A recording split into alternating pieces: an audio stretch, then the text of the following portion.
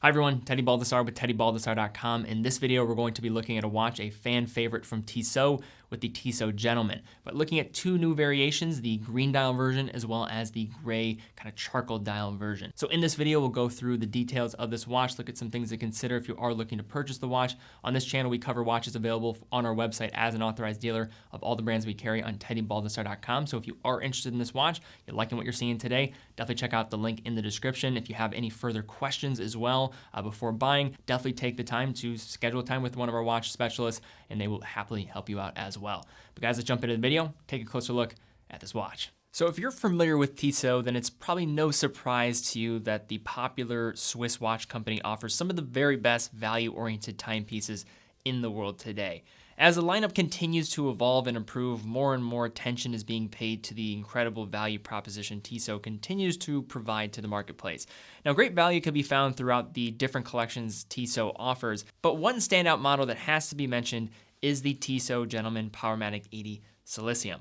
Since the watch debuted in 2019, it has been thrown into the conversation as one of the best value for money models on the market today. So today, we're going to take a detailed look at the two new versions here with the green dial as well as the gray dial. Most of my attention is going to be towards the green dial. And since it's 2021, every brand seems to be throwing their hat into the mix in regards to offering up a green dial variant.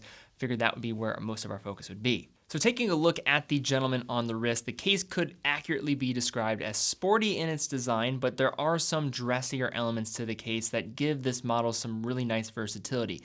The case has a diameter of 40 millimeters, height of 11.5 millimeters, and a lug-to-lug distance of 48 millimeters, providing the watch with a really appealing set of dimensions. The case has predominantly brush finishing across the top of the watch, as well as on the side of the case as well. This brush finish is broken up by a polished chamfered edge and a high polished dome bezel, giving the versatility to dress this watch up when the occasion arises, but also kind of just again falling in that middle ground between dressy and sports watch appeal. Between the lugs measures 21 millimeters, and on this variant, we have a 3-link stainless steel bracelet with brushed outer links and a high polish inner link. Now the links are secured with push pins and there are a couple of half links for accurate sizing. The buckle is a butterfly clasp which unlocks at a 2-button release system. Overall, this bracelet I would say is decent. It is not going to be the best in the price category. This is typically where a lot of brands cut corners. I wouldn't say you can have to completely abandon this bracelet and just throw it out the window that you're never going to be able to wear it, but it is not going to hold up maybe the same way as something like the PRX models would, as the bracelet finishing and just fit on those I would say is much better compared to this one. But this is probably the area of this watch that I would say is the #1 point of criticism when it comes to the bracelet, but also just the lack of flexibility that comes with that 21 millimeter lug width size. There are plenty of different options out there in the aftermarket. We do have some on TeddyBaldassarre.com, but also I find a lot of non-rigid leather straps also at 22 millimeters will fit this watch as well. So maybe nothing reptilian, for example, that's going to be rigid, but for something, say, that is more just supple calf skin, that should work here even at 22 millimeters, but just want to keep this in just consideration. As we take a closer look at the case, we have a standard push-pull crown. We are getting 100 meters of water resistance, so that should again offer a lot of versatility in that department.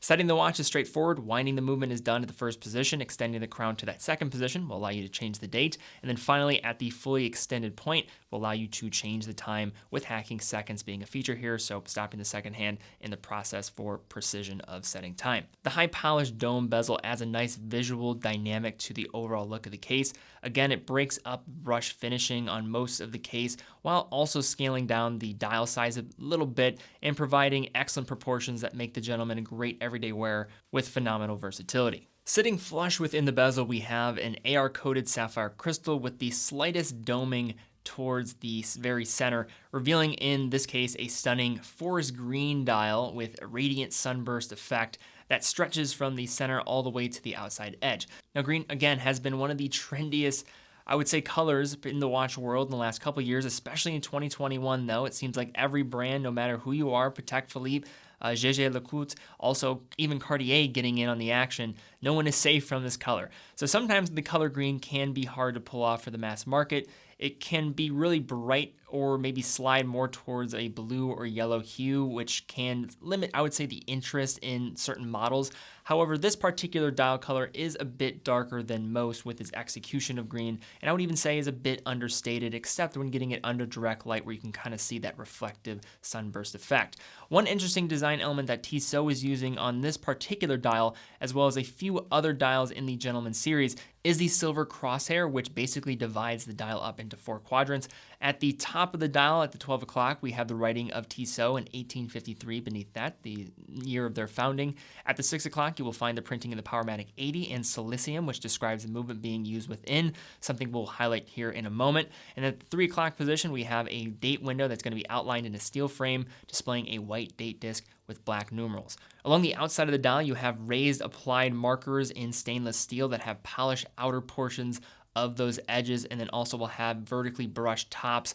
In terms of the finishing here, this is kind of matching the rest of what we would see with the case, kind of bringing everything together cohesively and also being impressive underneath the light. The case finishing as well as the dial finishing, this is, I think, the main reason why so many people are going in the direction of this Tissot watch. It simply just looks a bit more expensive than it actually is. Maybe a bit is a little bit conservative estimation in regards to describing this watch, because I do think it does just kind of jump out at you a bit more than what you'd be expecting. This is a watch that I think sneaks up on people when you see it in person. I think a big reason for that is those applied markers along the outside. At the center, we have pencil-style hands containing superluminova, also finding superluminova plots along the outside at each corresponding applied marker. The lume on this piece, I would say, is adequate. Again, this is not truly a sports watch, I would say, but it is going to help you in those darker environments. This is going to hold up to, say, something like a dive watch, for example, but those lume plots should shine pretty well to give you a good visibility in the dark. Flipping this watch over, we find an exhibition caseback with a sapphire crystal, where underneath sits the Powermatic 80 movement with a silicone hairspring. The finishing here is fairly utilitarian, to say the least, but there are elements of a wave pattern that makes it just a little bit decorated here with that rotor and onto a couple of the movement's visible surfaces. So the Powermatic 80 movement that we have here is not the bare bones Powermatic 80 movement. If you are familiar with these calibers, you understand that these are going to be based off of ETA architecture. So taking an ETA movement and then modifying it to really maximize that power reserve, getting it up to 80 hours. How they're able to do this, dropping a 4 hertz beat rate down to 3 hertz. And then in reference to the silicium on this dial and also the title of the watch, this is going to come with a silicone actual balance spring, which will assist in its resistance against shock as well as magnetic fields as well. So you're getting function here with the movement that also has been evident in many of the elements of the case and just overall packaging of this timepiece on the front. In terms of what we're going to be getting here from an accuracy standpoint, I find many of these running in the single digits, so have some expectation in that range typically. In terms of just a high-level overview of this movement, 21,600 vibrations per hour or 3 hertz, features hacking and hand winding. So hacking, again, stopping that second hand when you pull out the crown to the farthest position, and again, 80-hour power reserve as well. When it comes to movement and servicing as well, Tissot has some of the better servicing just expectations and pricing in the business. If you do get it from an authorized dealer like Baldassarre.com, that certainly helps in giving you an extended multi-year warranty, so you're completely covered if anything goes wrong. But also, in addition to that, Tissot, very straightforward on pricing, and if you even search Tissot pricing online, should have a lot of peace of mind when going for these movements. They are reliable, you're getting that extended power reserve, and just a ton of utility on the back of this watch. All right, so now that we've looked at this watch, let's kind of just understand some last points of consideration who this watch is for. So in terms of where Tissot is positioned in the marketplace, they really are that entry door into the world of Swiss watchmaking, I think, for many people out there. Tissot watch was the first Swiss watch that I ever purchased for myself, and I know that they are a gateway for many. And in regards of going for, say, that first Swiss watch, I think you want to be able to check off the boxes that come with the reputation that comes with the build quality of a Swiss-made timepiece, but also you want something that's functional and can be used in a variety of different situations. Ever since the Tissot Gentleman came on the market, I was quick to recognize this was going to be a very well-received model, just given how it was able to check off many of those elements that I think many people consider when looking to buy a watch in this price category. One, it was competitively priced. Number two, it has 100 meters of water resistance, nice finishing for the price as well. It can be used in both dressy and casual environments. Sapphire crystal, nice power reserve of 80 hours with a reliable movement inside.